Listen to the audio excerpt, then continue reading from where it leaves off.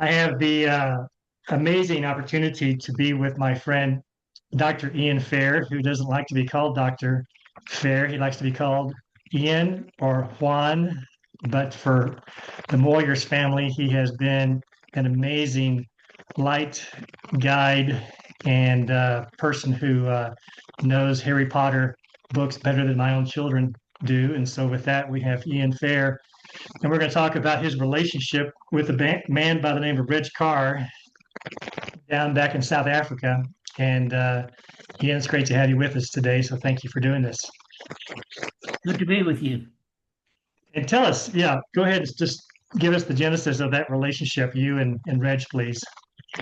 Well, again, it was a very interesting relationship, first of all, because he was one of the leaders of the church that called me and invited me to go there. And so, in some ways, I was a young man that he was bringing in and obviously was going to mentor when I got there because he knew that I had had very little experience. But we were very fortunate that right from the beginning, we just established a very good relationship. Putting it in this situation of age difference, I was 26 thereabout years old, and Reg had children that were almost my age. So there was possibly 25, 30 years difference between Reg and my age. And I think in some ways it started off of Reg sort of looking on me as a son or someone that he was going to. And really, he and Betty, his wife, were just remarkable in the love that they showed to June and me and the boys. And we were going through a very tough financial time at that time. And so they provided us with food because they were in a situation where they had abundant food available. He was the manager of a gold mine, and so they had surplus food. And so we would get good meat and groceries from them. And so it was a very good relationship right from the very beginning. Uh, uh, Sort of almost a older brother. Sounds good. That does help me tell the story. I would like to know when you got to Benoni and started that friendship and your work with the church there. Tell me some more about Reg's personality, how he dealt with the church, with his wife, the different sort of adventures I think that you're a part of with that story. Well, Reg was an interesting person. He had been in his younger years a professional wrestler. So he was a pretty sturdy gentleman. He had been a prisoner of war during the Second World War, and during that period had got a position in the prison camp as the manager of their exercise in the prison camp. And so he was a pretty sturdy gentleman, and as a result, he didn't back off from anyone. I mean, he could stand up nose to nose with anyone, and he knew it. And so, very often let me back off. The church that we were in at that time was typically a very aggressive personality people. They were gold mining people. There was a gold mining town. The joke in South Africa was that Benoni was Sodom and Gomorrah of South Africa. You had everything that could be bad in that community. And very often, unfortunately, the church was a mirror of the local community. And so the people were predominantly also different cultural and language background. June and I had grown up in a British part of the world, English, and were English speaking. This particular community was very much an Afrikaans Dutch community, Afrikaans speaking community. And so their heritage was different from ours. And only just a generation prior to that, we had fought a war against the Anglo-Dutch War. And so there was some antagonism there to this guy coming from Pietermaritzburg, South Africa, where the Queen reigned, and up into Benoni. And so it was Reg very often who stood between me and possibly some very aggressive people. And the church was a fascinating church because it was a good church, but it wasn't uncommon for in a business meeting for some guy to grab the other guy by the shirt collar and almost getting into fisticuffs or something, and Reg would get in the meeting, pull them apart, send it down. And so Reg adopted that attitude, I think, of being the father image protector of us, this young couple. And so it was an interesting relationship. But Reg was, if I could put it so, he was a tough, aggressive type of person. You don't get a job as the manager in a gold mine if you're a wimp. And so there was no wimpishness about Reg Carr. So that was an interesting relationship. Sounds good. So the story behind the story and how I want to tell this story with you and Reg is there's something that I would call, actually, I borrowed the term from someone else, God sight, how to view everything or try to view everything from what's God trying to teach us here.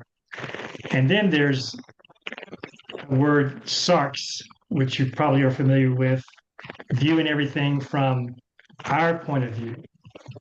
And I think it's spiritual maturity that helps us grow in the area of viewing things, not simply this person is against me or wants to hurt me, or this situation is terrible and it's woe is me. So the story that I'm telling here is about a man from Peter Marisburg who shows up and actually has some idea of God's sight. And you are appreciative of Reg and his mentoring and all that to become very situated there in Benoni. But at the same time, you bring to the table, to the church, hey, let's view things from God's point of view. And in time, you saw the church grow, I think, spiritually, numerically, and although it was a very rough and tough situation where perhaps the Sark's view was common, this, in my view, is what you added to that little body. Does that make sense?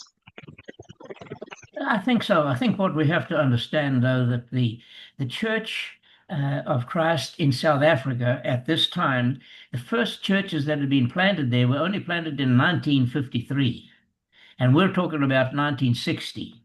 And so the church was still very young, still very ultra conservative, legalistic. And so there was not so much emphasis on how you did something, it was whether you did it right. And so the makeup of the community was, as far as church was concerned, if I could put it this way, the church in South Africa, in Pietermaritzburg, where we were, had only been there possibly 4 or 5 years. There was a lot of maturing still to take place. I had, with June, grown up in the Baptist church, so we had some of that. But both of us had a lot of learning to do as to how you deal with people. And so we were very biblically oriented. What Scripture says, that's what you do. And it took a while, though, for me and for the church as a whole to learn that there was more in Christianity than getting it right. Sometimes there's more of an emphasis on doing it right. So it was a very brittle time, if I could put it that way. And so Reg's relationship with me was not so much as a mentoring relationship, but as a protecting relationship.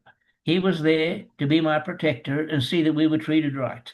And so when you move from there, okay, the church and Reg Carr and Betty Carr and Ian and June Fair. Fortunately, Ian and June Fair had a very good relationship. We'd had families that had good relationships, June's mom and dad. But when you move up into Benoni and that warfare, that kind of situation, relationships were not always that good. And Reg and Betty, there's never any question. In my mind, I think that they loved each other and they were committed to each other. But very often it was a warlike relationship. I mean, they didn't mind butting heads. Just to give you an example of one time that I think is expressive, I got this phone call from Reg. Oh, it must have been late at night time. They lived 25 miles away, and so I jumped in my car, rode over to Boxburg where they were living. Reg met me at the front door, and he had a beautiful black eye. I mean, beautiful. And I said to him, Reg, what happened? Oh, Betty hit me. And I thought, okay, well, now Betty was a pretty sturdy lady. Betty hit me. Well, I said, let me talk to Betty. Well, she's locked herself in the bedroom and won't come out. And so I went and knocked on the door, and eventually, Betty, you need to let me in. It's Ian. Well, she let me in, and I asked her what happened. She said, well, I got fed up with him, so I just hit him with a telephone. She just hit him in the eye and gave him a black eye. That's very often how they uh, solve their problems. They'd get over it now. There were other times when I'd have a call like this, and usually by one of the other members that was going, you need to get over here because Betty is out on the streets and she's left Reg and she won't come back. And so we had the responsibility now of riding around Boxburg to find Betty where she was, get her back at home and get it all sorted out. So it was an aggressive, loving relationship, but that's uh, basically the style of living uh, that we had there. There were other instances, like one time I was invited to go, I was on the way to a gospel meeting, and a phone call rang, and this guy called me up. He says, you better come and get help me because Betty is wanting to commit suicide. And I said, oh boy, I better get over there quickly. I got over there. When I got there, I said, well, where is she? Well, she's under the bed. I said, what's she doing under the bed? Well, she won't come out from under the bed. So I got down there. Well, it turns out she had a carving knife there with her, and she was threatening if anybody interfered with her, she was just going to cut her throat. And so that kind of relationship was not uncommon in that kind of community. So again, if you take that kind of social cultural background of a very aggressive people, the Afrikaners were very aggressive. It's no wonder that the South African rugby team is world champions. They're mostly Afrikaners. They don't mess around on the rugby field. Okay, so we're talking about a different culture, and I think as I talk about Reg, I think he really saw himself as my protector. He was going to look after us and our family, and so very interesting. Eventually, um, unfortunately, Betty passed away, and Reg married again to another lady, but it was a much different relationship there. So to try and talk about our relationship, I think you have to put that sort of a culture as the background to it.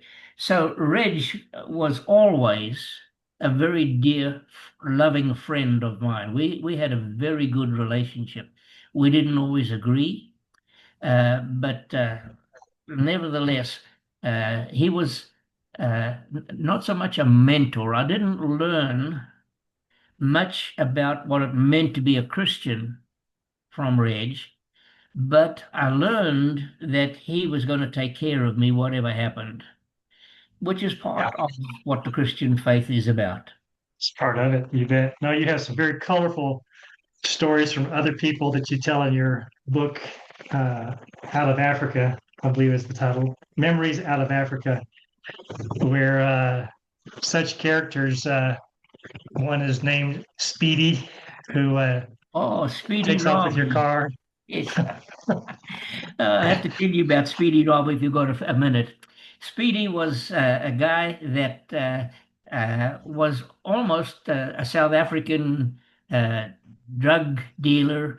He ran, well, didn't run drugs, but he ran diamonds out of Swaziland into South Africa, usually at nighttime, always heavily armed. He always had a 357 Ruger uh, Black Hawk with him stuck in his belt, and nobody ever argued with Speedy Robbie. But for whatever reason, I had managed to help Speedy one time, and so he was my buddy.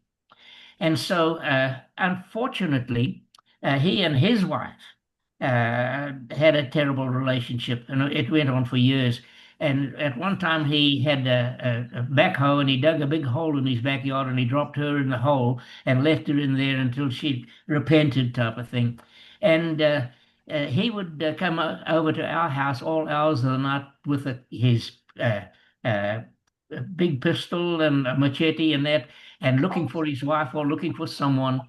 And so again, Speedy was along with Reg, and Speedy had a brother, Bossy Robbie. Now, Bossy is older brother, okay, and Bossy Robbie was about 6'4" and weighed about 300 pounds of solid meat.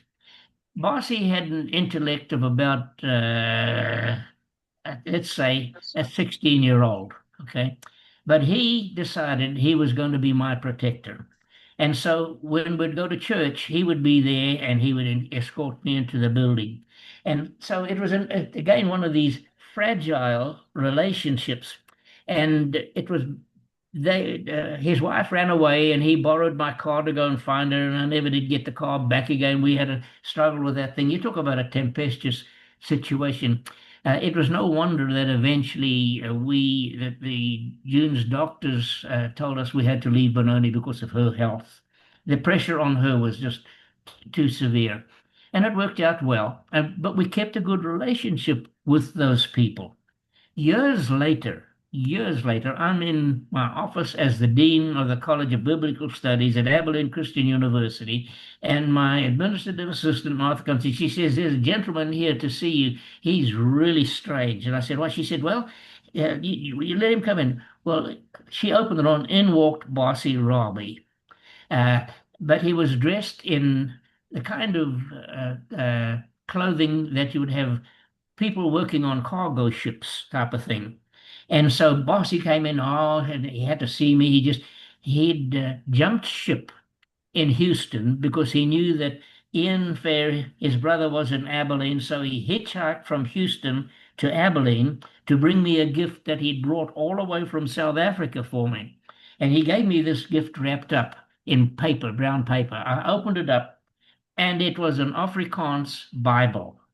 And he said, "I know that in Abilene, Texas, you don't have an Afrikaans Bible, so I brought you one." And I said, "Okay, Bossy, that's wonderful." I said, "Now, what can I do for you?" "No," he said, "I'm going." I said, "What are you going to do?" He says, "I'm hitchhiking back to Houston to get on the boat again." And that's the kind of situation that we had there. It was interesting and challenging, to say the least. I think you had another story. I'm not sure if this is a member of the church or maybe a family member of a member, but somebody walks into a elementary school room and kills his wife. Is that the Oh, idea? yeah, that was a sad situation because this gentleman was also part of that drug running situation, and but he was married to this lady, and he kept on going off, and the stories about where he was and that were just all messed up, and so eventually she just said, "Look, we're through." So she was going to divorce him. And he said, "If you are going to divorce me," that's what he said to her, "I will kill you and all of your family." Well, she divorced him. Well, he walked into this lady's, Betty's, uh, sister's classroom where she was teaching, I think it was somewhere around fourth grade, and with an axe and split her head open with the axe. Well, immediately, Yes. obviously, in front of all of those kids, you could see the turmoil that now we got with it. Well, he was arrested immediately and, of course, taken to Pretoria, where the headquarters of the FBI type of thing there was. And so it was taken out of my hands, and the preacher in Pretoria, John Harden, handled that situation. But as a result of it, now we had this problem of how do you resolve this? Well, he wasn't able then to kill the rest of the family, but he's got a broken family. Now, the fascinating thing about it, that lady was the one that Reg Carr eventually married after Betty Carr died. She was a very nice lady, but you talk about intertwined stories and a congregation that I've often said I learned more about ministry in 4 years in Benoni than I could learn in a university in 10 years. So when I first met you there in Bayfield, Colorado, here you are standing behind a little podium teaching your class on Revelation. Had I known that Ian Fair had this sort of draw, bringing those kinds of characters around him, I would have felt much more in house because I said I myself feel like I'm a character. So there you go. Yeah, but again, I was really blessed in this sense. Of course, I moved from Benoni back to Pietermaritzburg because of June's health, and we got into the Zulu work there and started the new program among the Zulus, and that was a totally different world again, completely. And then I had the opportunity of going to ACU for 3 years and ended up in a congregation in Abilene, the South 11th and Willis, and they were, let us say, I don't know how many degrees different from Benoni. I mean, these were just the gracious kindness people, and they mentored me. I had Neil Lightfoot was the preacher there at that time, and so I was mentored by people like Neil Lightfoot and Dub Orr and people that had years of experience. And so those 3 years really enabled me to get a different perspective. I learned more about ministering there than preaching. I learned more about preaching than ministry in Benoni. So, uh, interesting situation. So it is interesting, Bart, how the Lord works in our lives and at certain points in our lives inserts people that it's not. I think God's intention was for me to go to Benoni.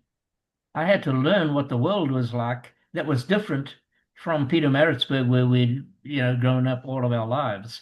And so as I look at that, I think of people like Reg Carr.